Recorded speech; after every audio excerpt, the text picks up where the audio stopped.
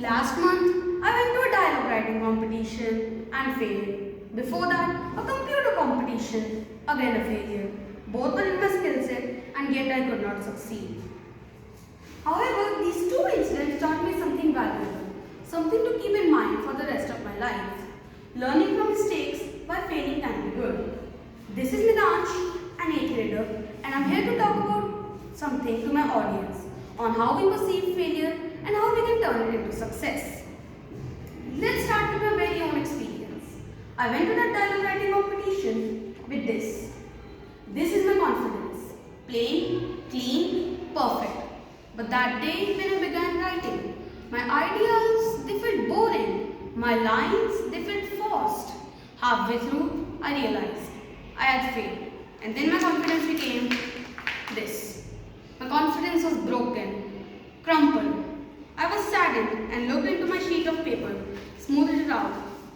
It had marks on it. Marks of failure. But were they? Surely they were caused by failure, but they were marks of experience. Each piece in this paper might seem shabby. It might seem like the representation of a broken person. But give it to an origami artist and he can turn it into something beautiful. Likewise, your journey with all its highs and all its lows can also mean something meaningful. So, what is success and how does it come to you? My dear friends, there are no shortcuts to success, and believe me, the failures that are there on your journey are actually the silent bridges that take you to your destination. Now, let's zoom out for a second and look at people who've taken failure and turned it into legend. Does my audience have any basketball fans in there? Because I'm sure you've heard of the basketball genius, Michael Jordan, who once said, "I've missed more than 9,000 shots in my career. I've lost almost 300 games. 26 times I've been trusted to take the winning shot and missed. I failed over and over and over again, and that is why I succeeded." Closer to home, Abhinav Bindra, an ace shooter, once said something remarkable. Do not clutter yourself with external factors, but just focus on your performance. There are hardships, but my motto is to fight them without complaining about them.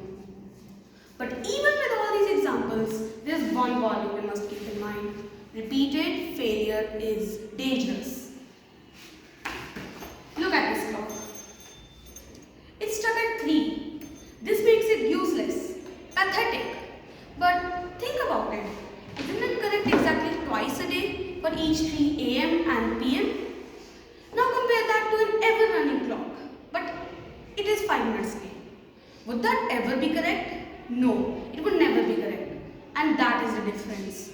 One mistake is okay. The second failure is also okay. But failing over and over and over without learning from them, that makes you the second clock. Trying but never correct. Let me put it another way. I have some blocks here. These blocks here are the representation of my failure. And look, as I keep stacking them over and over, I'm getting a bigger tower to step foot on. But then I stack another and it failed. Why? I was stacking failures and failures, and what happened?